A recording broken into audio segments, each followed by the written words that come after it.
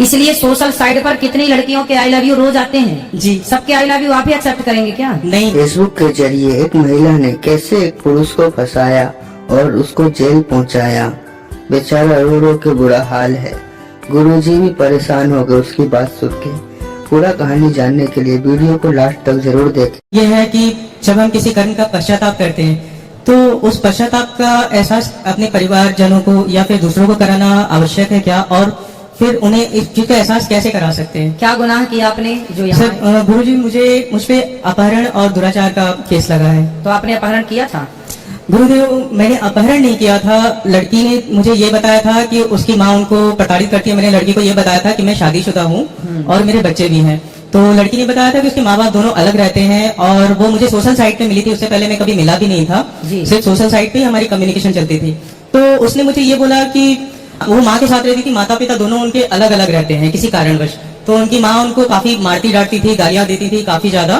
तो लड़की अपनी माँ से दूर होना चाहती थी।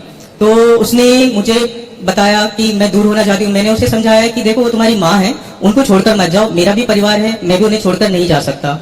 तो उसने ये बोला कि या तो तुम मुझे जैसे सोशल साइट पे हमें दो महीने ही हुए थे बात करते करते, फिर उसने मुझे वहां पे धमकी जैसे कुछ शब्द बोलने चालू किया कि या तो तुम मुझे यहाँ से ले जाओ, नहीं तो मैं सुसाइड कर लूंगी। उसके बाद भी मैंने उसे समझाया कि देखो तुम्हारी माँ है, उन्होंने 9 महीने तुम्हें गोद में रखा है, तो उन्हें छोड़कर मत जाओ।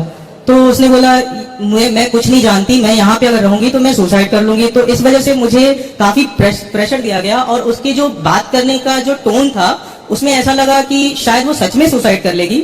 और उस समय गुरुदेव मुझे ज्यादा धाराओं के बारे में नहीं पता था, लेकिन मुझे सिर्फ इतना डर लगा कि अगर वो कुछ करती है तो इसमें कहीं 302 या 307 के चक्कर में मैं न फंस जाऊं। लेकिन उस गलती को बचाने के लिए गुरुदेव मुझसे दूसरी गलती हो गई। मुझे पहली बार भोपाल आना पड़ा और यहाँ पे आने के बाद भी जब मैं बस स्टैंड पे आया तो वो पहली बार मैं उसे मिला, वहां भी मैंने उस लड़की से आप भोपाल में मिले?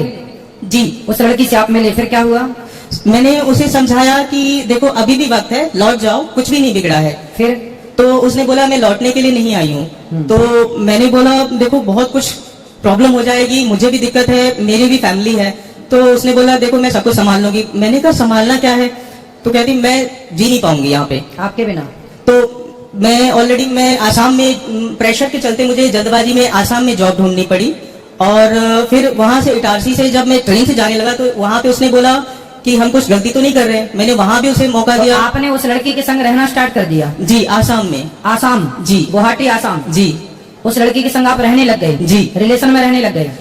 रिलेशनशिप में मतलब हम साथ में रह रहे थे, लेकिन हमारे बीच मतलब ऐसा कुछ भी नहीं हुआ। हालांकि मैं जॉब भी कर रहा था, कपड़े भी धो रहा था, खाना भी, सारे काम घर के करते हुए मैं जॉब भी कर रहा था। तो लेकिन आपकी पत्नी के होते हुए आप पराई औरत के संग कैसे रह सकते हैं? इसी बात का पश्चाताप है गुरुदेव आज। तो फिर आखिरी में उस लड़की ने क्या किया आपके साथ?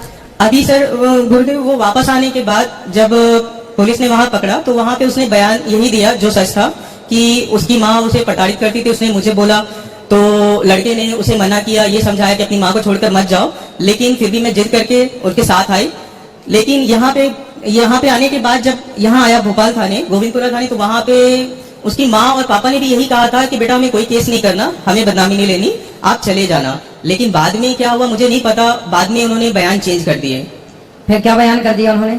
उन्होंने बयान अभी ये किया है, गुरुदेव मैंने चालान डायरी पूरी नहीं पढ़ी, लेकिन मेरी पत्नी ने मुझे बताया कि उसने बयान ये दिया है कि वो बस स्टैंड पे थी और मैं बेहोश करके उसे आसाम लेकर गया और वहां पे उसके साथ गलत कार्य किया। तो उसने शादी के लिए बोला, तो मैं रोज कलकल करने लगा। तो एक दिन कामाख्या मंदिर में जबरदस्ती सिंदूर पहना दिया, जबकि इसमें से कोई भी बात नहीं हुई थी और ना इसका कोई सबूत है। देखिए आपकी इन सारी बातें क्या सही है क्या गलत वो तो भगवान जाने, लेकिन आपने ये तो गलती की कि आप इसलिए सोशल साइट पर कितनी लड़कियों के आई लव यू रोज आते हैं। जी। सबके आई लव यू आप ही एक्सेप्ट करेंगे क्या? नहीं। इसलिए इस चक्कर में ना पड़ो।